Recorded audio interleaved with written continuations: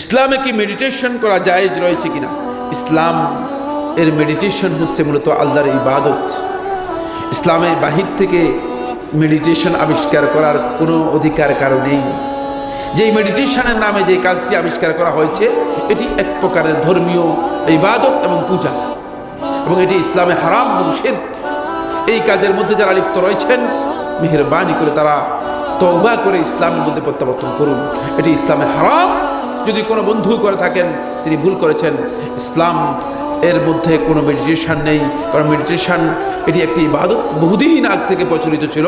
এটা অন্য ধর্মের একটি ইবাদত, ভিন্ন একটি কালচার থেকে এখন ইসলামের মধ্যে আনার জন্য কিছু সংখ্যক দুষ্কৃতিকারী ওই মনে করেছে যে এত বেদাত ইসলামের মধ্যে আছে, আরেকটা ইসলামের মধ্যে আনা যায় কিনা আমদানি করার জন্য চেষ্টা করছেন।